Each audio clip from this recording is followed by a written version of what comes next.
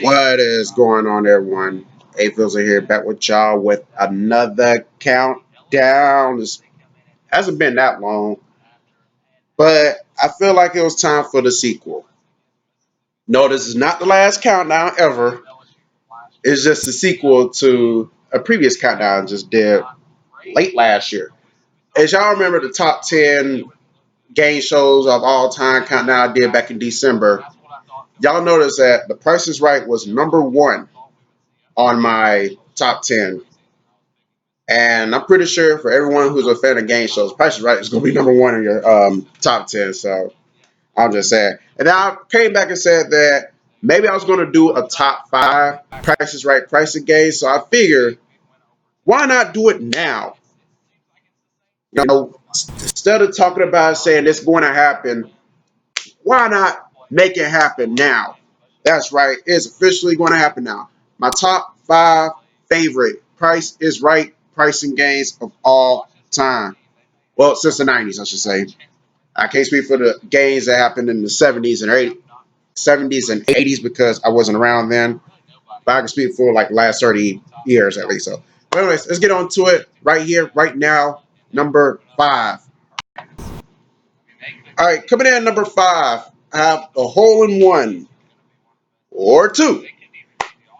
The objective of this game, as y'all probably seen, is you got about five or six flags. I think it's six. You got about five or six flags, something like that, and you have to place them in order by the price, by like I think from lowest to highest price. And the higher it goes, the better chance of your shot of getting a hole in one. But as soon as you fail at the price, like if you the next flag is lower than the previous price, then you have to shoot the golf ball from where when you last got it right at. So, but if you get all the prices right, then you pretty much get the easiest hole in one shot of all time. It's like you get all these prices right, you cannot fail at the hole in one. However, it's happened before. I haven't seen it happen in quite some time, but I know it's happened before. Now, the thing is, regardless of where you shoot it at, you got to try to nail it in one. But back in the 70s and 80s, you only get one shot though to try to nail it in from wherever you last got the price, got the highest price at. But in 1986, I think they implemented the hole in two. So if you do not make like if you get the price wrong or you get all the prices and you miss the hole in one, you get a second chance of making the shot. If you don't make it in two, you don't win the prize, whatever it could be. It could be a car, it could be kitchen appliances, whatever. Yeah, appliances, whatever. However, there's another thing you have to scope out. Bob Barker did this, and Drew Carey is doing this now, as far as like the hole in one or two. Is if before you take your shot, Bob and Drew will take their not together obviously, but they will take their shot first to kind of demonstrate how it goes. Even though a lot of us who are playing that game know have played miniature golf before, so we try to get the idea how it goes. But it's their job to just kind of give a little demonstration before they let you take the putt. So, but get it in one or get it in two or lose everything because you will not get it in three. All right, coming at number four, I have the dice game. I'm gonna be honest, four and five, it was really, really tough to try to figure out a pricing game that I really like that much to pluck in at four and five. Because I think the rest of these games, like they're kind of like okay to mediocre to and so it's not like pricing games I really enjoy, but like out of that mediocre, above average to mediocre, below average pile, hole in one and dice game have to be the ones I enjoy a lot more. I was going to put let them roll on there, but it wasn't really appealing to me. And here's the thing: I have an infatuation with dice. I really do. Yahtzee is one of my favorite board games. I'm not a big board game guy, but if I were to play board games, Yahtzee would be on top of my list because it's basically you put the cup in the dice. When you put the dice in the cup, excuse me, I said it backwards. Put the dice in the cup, shake it up, and let them roll. and that's why I was about to put Let It Roll on the list. But I went with Dice Game because it was a more fun game. You know, the object of this game is try to nail the price of the car. You know, if you would nail it correct, you get the car. Now, as you know, there are no sevens, eights, or nines in the digits because as you know, regular dice, it goes from 1 to 6. Oh, there are no zeros in there either because it goes from 1 to 6. Now, back in the 80s and 90s, you know, the first number would be the 1, but as you know, the prices of cars went up in the last 2 decades. The first number is now a 2. Now, the object of this game, you roll the dice, and if the digit is incorrect, you'll get the ant sign, but you either get to choose higher or lower. But if you roll a 6, you know it's lower. If you roll a 1, you know it's higher. But if you roll the correct number, then you don't got to worry about it. You know, it'll light up on both sides, and you keep rolling. Now, once you get done rolling all the dice, you know you pick your highest or lowest. You go down the list. I want to say, if I remember correctly, you get one chance to fix anything, but I don't think you do. But I want to say you do, but I'm not 100% sure. But the thing, you know, you go down the list, and if you pick the number to be higher than the number the dice you roll, you continue to play. And if you get them all right, obviously you win the card. But as soon as you get the first digit or the second digit, whatever digit incorrect, you lose the chance of the card. Game's over. I think it's fun because I like this game because it deals with dice. And I'm gonna get some water because somehow, some way, my throat is kind of fogging up right now as I'm trying to make this video. But just on the strength of that alone, because it deals with dice, not dominoes, but deals with dice. I don't worry about dominoes pieces since dominoes and dice are in my mind. But since it deals with dice in general, that's why I bumped this way up to number 4. And if you want to make an argument for Let 'em Roll, it's a fun game too, you know. And it's one of those best above average type of games that I can tolerate or I can rock with. And it's basically like the same concept as dice game. Only difference is you have like one side you got the car, and other side you got like money, like the amount of money. And if you roll all 5 dice, you got to roll all 5 dices and let them roll. And if you get all 5 cards, you win the card. But if you only roll like one, let's just say you roll like one card and the rest of it's money, um, they'll put the card to the side, and you get the option of whether you want to keep rolling, increase your chances of getting the card, or you take the money and run. And a lot of people usually take the money, not take the money. They'll usually take the second roll and try again for the card. And you get like 3 rolls. And once you get to the third roll, if you get to the third roll and you don't win the card, then you keep the money that you have. Well, let's say you get 4 cards and a $5,000, something like that, or 500. You win that 500, you don't get the car. So, you know, it's basically similar, but definitely different though. Because you don't really know the price of the car. You just roll for the car. But with dice game, you definitely get the chance to know the price of the car. Like I said, there's no sevens, eights, nines, or zeros involved in the digits. You know, it's 1, 2, 3, 4, 5, or 6. That's it. But pretty fun game though.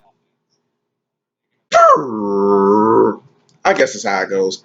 Coming in at number 3, I got Pathfinder. As you can see, Pathfinder is a game where you got the 5x5 square where numbers all around. It's basically like connect the dots in a way. When you're in school, you got connect the dots that are trying to help you draw a picture. That's basically what Pathfinder is for the adults. So you gotta find your way around the path to try to guess the correct price for a car. Yes, that's right. You get a chance to win another car, but you got to start off in the middle, and you got the direction to go anywhere you want. But if you guess the correct digit, you keep going until you win it all. But as soon as you as soon as you get the incorrect digit, you get a chance to redeem yourself on 3 occasions, at least 3. No, at the maximum 3. You got to guess the correct price for each object they have on the side, and if you guess correct, then you get another chance to redeem yourself in Pathfinder.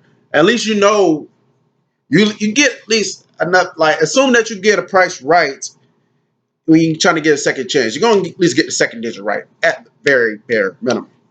That's just my personal opinion. But if you go through all three prices, whether you guess them right or wrong, if you guess the third one wrong, the game's over. But if you guess the third one right, then you're down to your last lifeline. And if you mess up on the digit that time, then the game is over. You lose.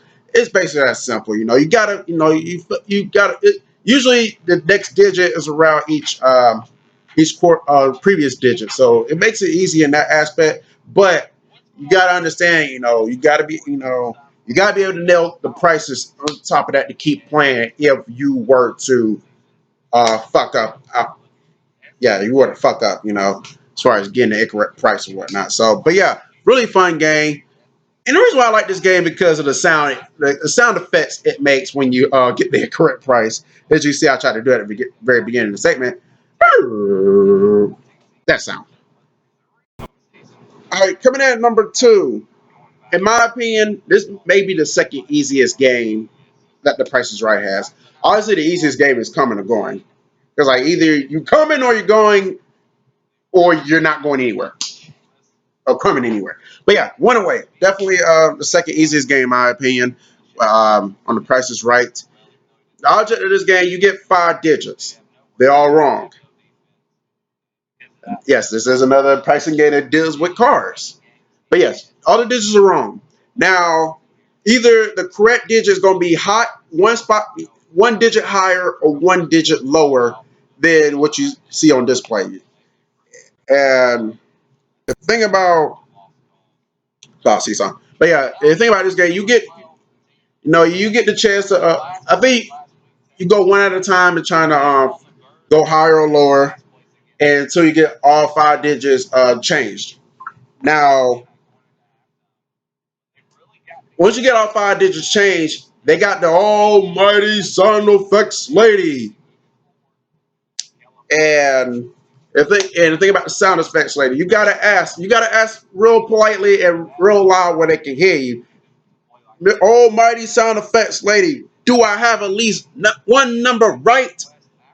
Now, 99.9% of the chance, you're gonna have at least one number right, at least one. The reason why I say 99.9 because there's actually a clip on YouTube where it was a lady from I say like late 70s, early 80s. She actually played this game. She changed all the digits, and guess what? She got none of them right.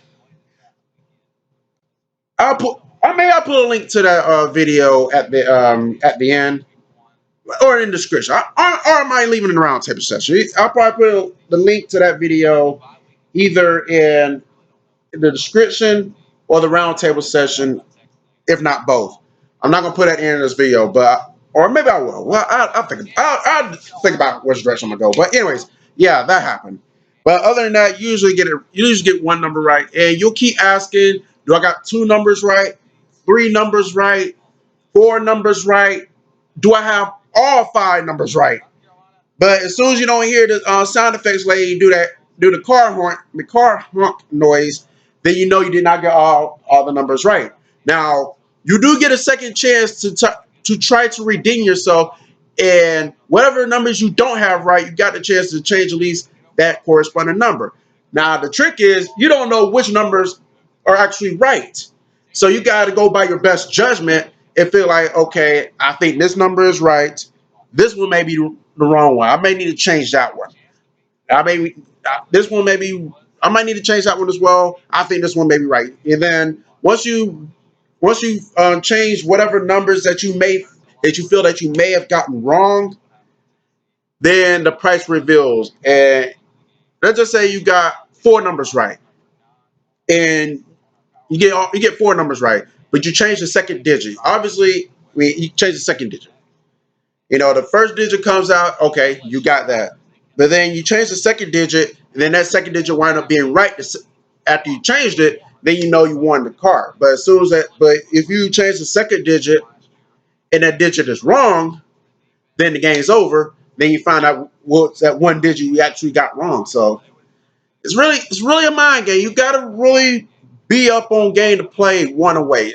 And I tell people if you play, I will tell people if you go to the prices right and you wind up playing one away, you gotta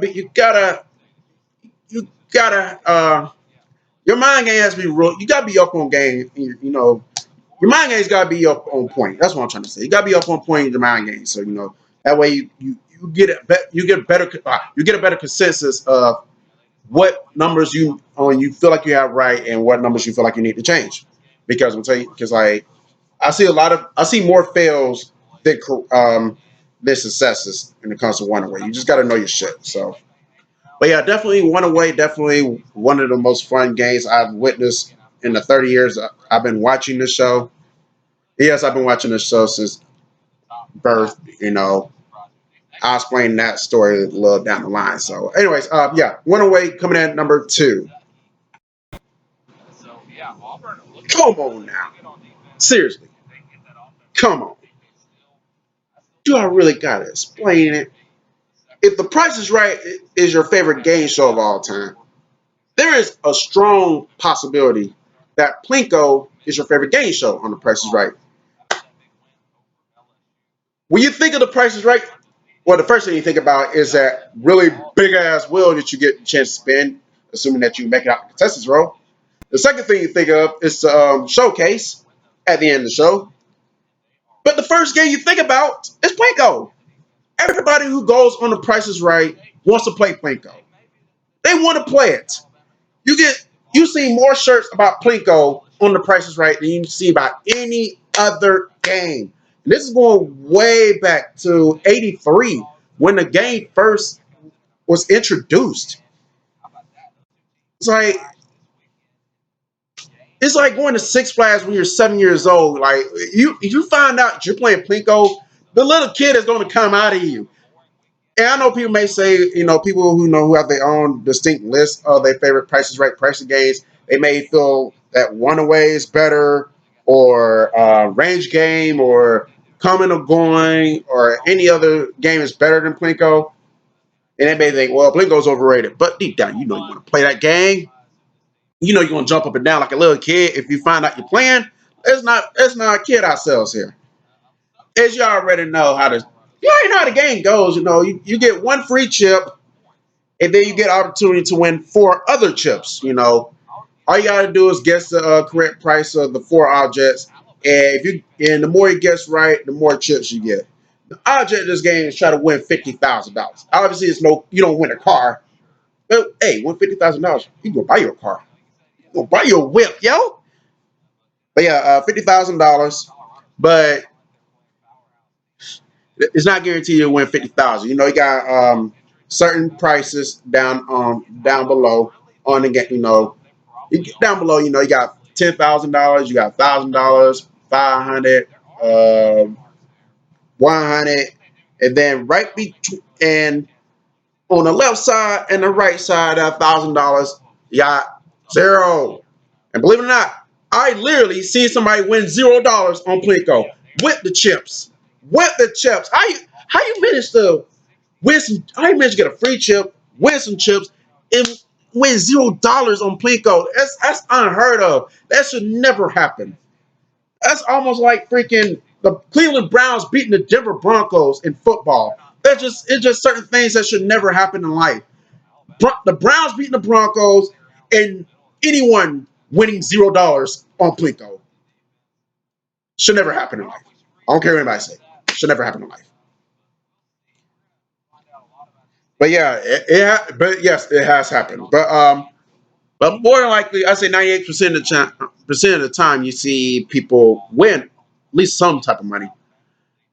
And now, like I said, the more prices you guess correct, the more chips you get. And you go and whatever chips you win, the Price is Right model brings them over. You go up the stairs, you drop them, it goes through the tiles. Now you never know which direction it can go. So so to be honest, we talk about mind games. You got a better chance, exploiting your mind games on one way than you do on Plinko. You can drop it in the middle, it can go to the left. You can drop it on the left, it can go to the right. It's the thing. That's the thing about Plinko. You never know about where those chips are. Oops, They want for that. Never meant for that to happen yet. You never know where these chips are going to land. That's the crazy thing about this game. But it's plenty of fun though. It's really fun. Lord knows I'd like to play it one day before I die. It's one of those it's one of those games you can enjoy. If you got the Prices Right video game, I'm pretty sure some of y'all got it on Nintendo Wii. Chances are you're gonna play Plinko every time. Every time. It's just that popular, man. It's mainstream. Well, obviously it's mainstream. It's on the mainstream network, but like when you think, like I said, Plinko is synonymous with the Price is Right. Almost as synonymous as the Big Wheel. And the reason why I say almost because Big Wheel has been around longer than Plinko. Big Wheel was introduced in '75. Plinko was introduced in '83. So, but yeah, definitely Plinko number one. It's not even a debate, yo. It's not even a fucking debate. Like we'll be sitting here wasting our time trying to debate what's the best game. It's motherfucking Plinko. It's Plinko, then everything else. Enough fucking said. And there you have it, ladies and gentlemen. 6 months in the making. My top five favorite Price is Right pricing games of all time. Now, I can easily sit here and do one for Let's Make a Deal, but I'm gonna be honest, I don't watch Let's Make a Deal that often. To do a list like that, I watch the Price is Right a hell of a lot. So it makes better sense for me to do countdown on this. But yeah, my first countdown quite some time, about 6 months.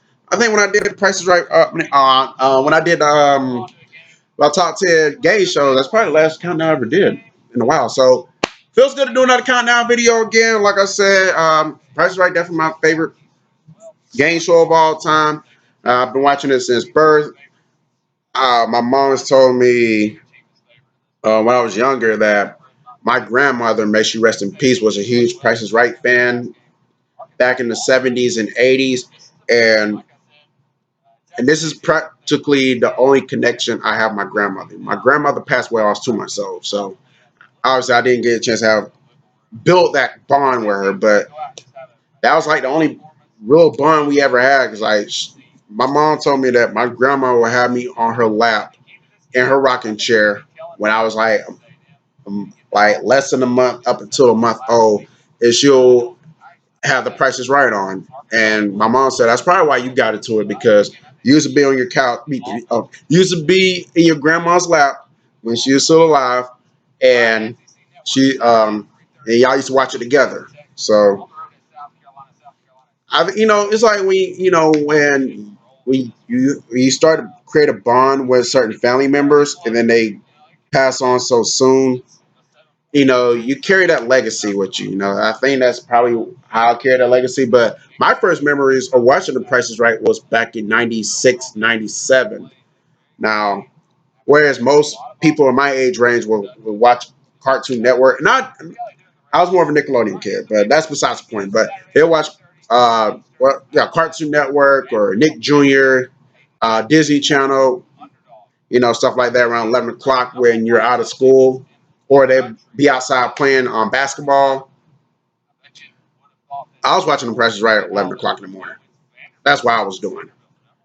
Only time I wasn't watching the Price is Right when I was out of school is when I had doctor's appointments and whatnot. But other than that, I was watching it, and I still watch it to this day. I'm gonna be watching that show for the rest of my life until I die. And I was very blessed to actually go to Price is Right live 3 years ago. One day I'm gonna try to get out to LA whenever this pandemic ends. Hopefully, get out to LA and attend the show for real. That's my ultimate goal. That's the main thing I really want to do in life. Do once in my life before I pass on. Just able to say I got the chance to be on The Price is Right, be on CBS. Hopefully, one day that'll happen. We'll have to see. I'm holding firm that it will happen. I'm holding belief that it will happen. But yeah, this show is definitely it's in.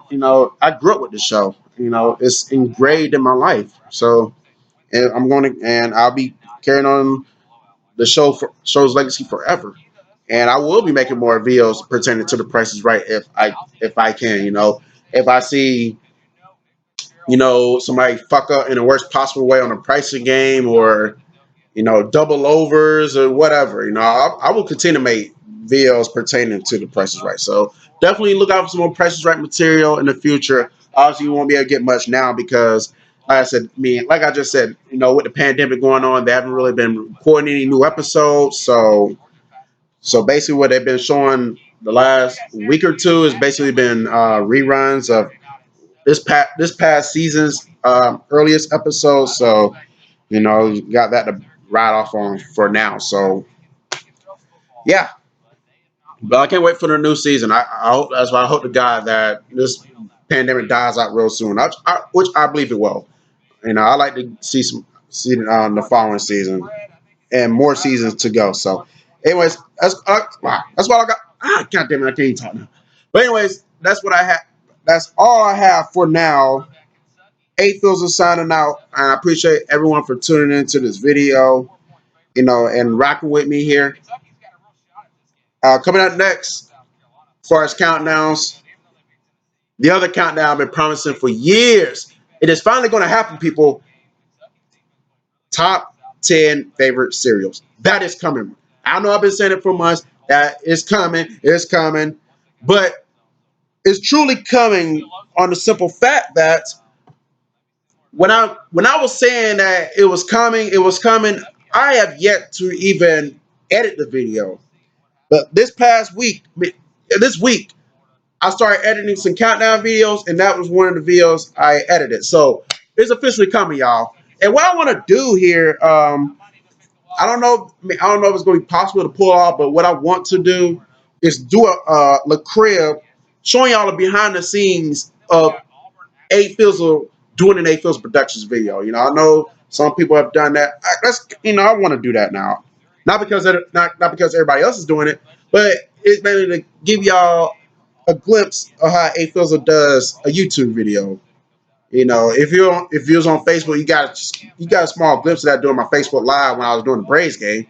But YouTube hasn't seen that yet. So maybe when I do the my top 10 favorite cereals video, you'll get it behind the.